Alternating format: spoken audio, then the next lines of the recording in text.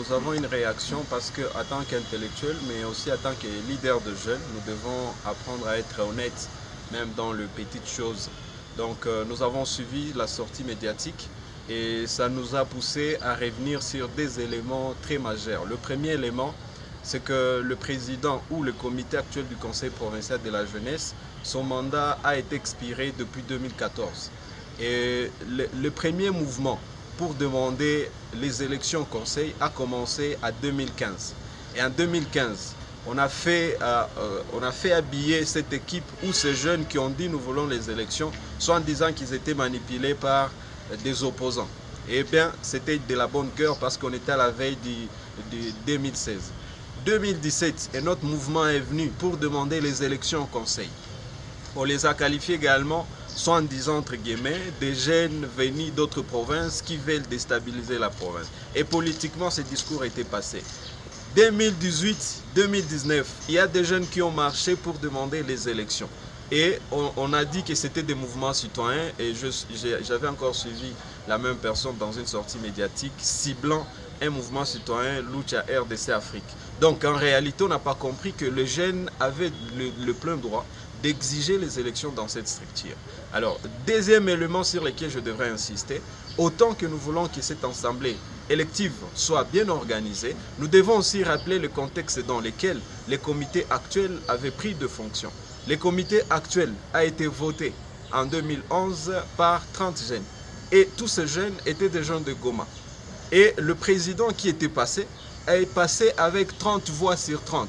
Donc, à moins qu'on soit en Chine ou dans un pays dictatorial, vous devez comprendre maintenant de quelle élection il s'agissait. Alors, on a laissé que les 3 années soient écoulées. Et puis aujourd'hui, ça fait maintenant 6 ans. Ce n'est plus un glissement, ça devient maintenant des glissades en glissade.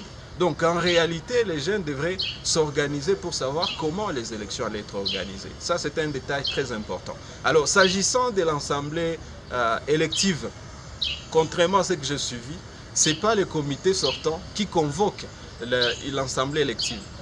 Au niveau national, c'est le Conseil national, c'est le ministère national de la jeunesse qui convoque l'assemblée élective au niveau du Conseil national.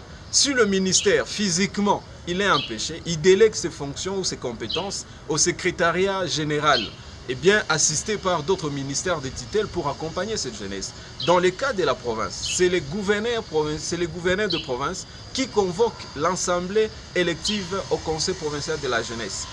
En cas d'empêchement ou de délégation de pouvoir, il peut également demander au ministère des tutelles, c'est-à-dire le ministère provincial de la jeunesse, d'organiser ces élections. Techniquement, il est secondé maintenant par la division.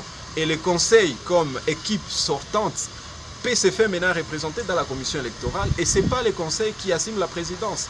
Ce qui est des allégations graves que nous avons suivies, sont en disant que c'est le conseil qui organise tout. Et s'agissant des critères, j'ai entendu également, on a donné des critères, je ne sais pas, ramassés où.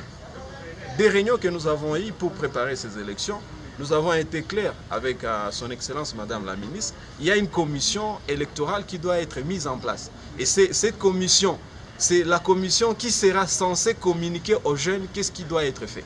Après qu'un comité ait dépassé largement son mandat, en tout cas, entre guillemets, on n'a pas beaucoup de leçons et de communication à recevoir parce que le comité devrait être là, attendre seulement la remise et reprise pour qu'il y ait une élection civilisée, organisée, pour qu'il y ait passation normale de ces flambeaux. Et quand nous avons suivi ça, nous avons dit que c'était des affirmations graves. Il fallait éclairer la jeunesse par rapport à la tenue des élections. C'est du droit de ces jeunes, pas de la volonté d'un comité qui a dépassé largement de mandats. Et de quel comité encore?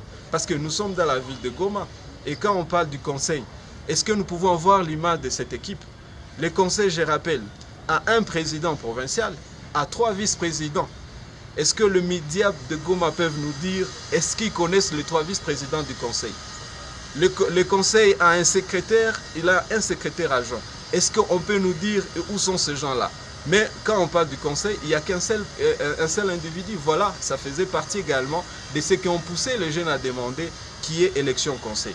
Dépassement des mandats, mais également dépassement de l'âge recommandé pour être président de la jeunesse. La politique nationale de la jeunesse demande, vous avez plus de 35 ans, vous n'êtes plus considéré comme jeune. Et le président actuel, on est tous africains. En regardant quelqu'un, vous êtes à mesure de savoir sa tranche d'âge. Donc, il a dépassé et je suis content parce que lui-même l'a reconnu hier. Il a dit qu'il a dépassé largement l'âge pour être président du conseil. Donc, en bref, on veut avoir un conseil ayant un président jeune qui dirige d'autres jeunes. On ne veut pas avoir un conseil provincial qui a un vieux mais qui dirige les jeunes. Ça ne va pas coller. Voilà pourquoi il a traité ces jeunes. Dans la question où il a répondu, il a dit que les jeunes ont beaucoup d'énergie, sont deux fois têtus, ils n'arrivent pas à gérer leurs ambitions. Tout simplement parce que c'est une génération qui veut gérer une autre génération. Mais il faut laisser les conseils aux jeunes. Ça fait quoi? Voilà, il y a des éléments pareils que nous, on voulait éclairer pour que les jeunes soient informés de ce qui se passe. C'est de leurs droits. Et je les appelle de continuer à demander qu'il y ait élection. Et que nous aimerions que le ministère provincial également puisse se prononcer. Parce que maintenant, là, il y a des tendances qui se chauffaient par rapport aux allégations que nous avons suivies hier.